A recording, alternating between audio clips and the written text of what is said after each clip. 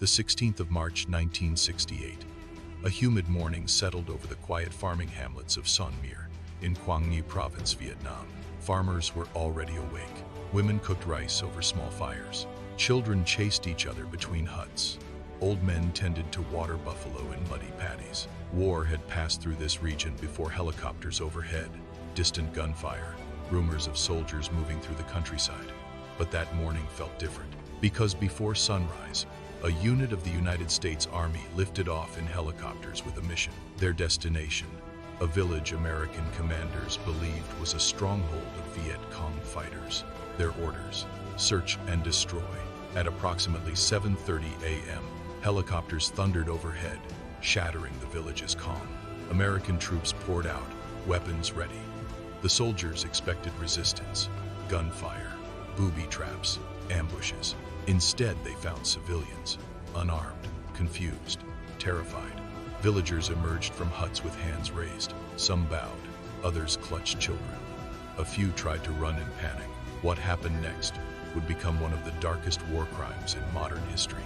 Lieutenant William Calley led one of the platoons into the hamlet known to Americans as My Lai.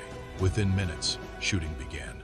At first, some soldiers claimed they believed they were under threat, but there were no enemy fighters, no incoming fire. Only villagers. Men were shot in the back as they fled. Women were dragged from homes. Children were gunned down at point-blank range. Families who huddled together for safety were killed together. Huts were set on fire, livestock slaughtered, food stores destroyed.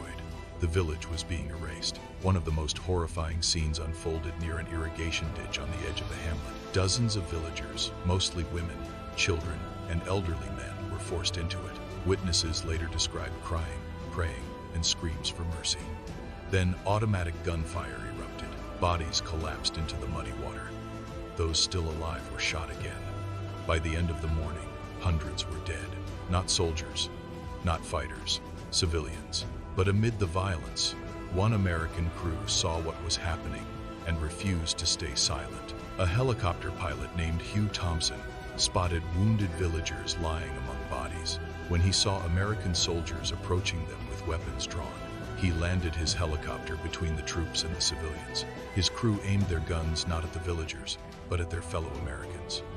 Thompson ordered the soldiers to stop. He then evacuated survivors, flying them to safety. In the middle of chaos, one small act of humanity saved lives. When the operation ended, reports claimed a great victory. Commanders announced that over 100 enemy combatants had been killed. There was no mention of civilians, no mention of mass killings. For over a year, the truth stayed buried, until a young journalist named Seymour Hersh began investigating rumors of a massacre. What he uncovered shocked the world. Photographs, witness testimony. The story broke internationally. Suddenly, the war looked different.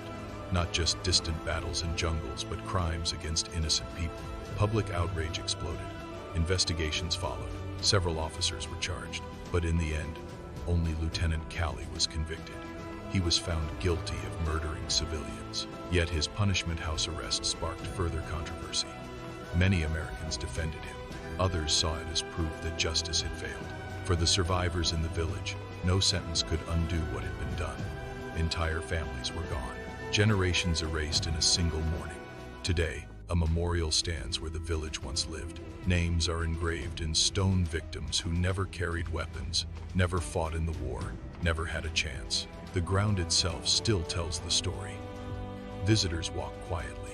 Some leave flowers. Others stand in silence, trying to comprehend how ordinary people became victims of extraordinary violence. The Vietnam War left millions dead, but the tragedy at Son Mir remains a haunting reminder. War crimes are not only statistics in history books. They are moments when humanity collapses, when fear, anger, and orders override conscience. And when they happen, the victims are often those who had nothing to do with the war at all. On that morning in 1968, a village disappeared, but its story did not. Because remembering is the only way to ensure the silence that followed never happens again.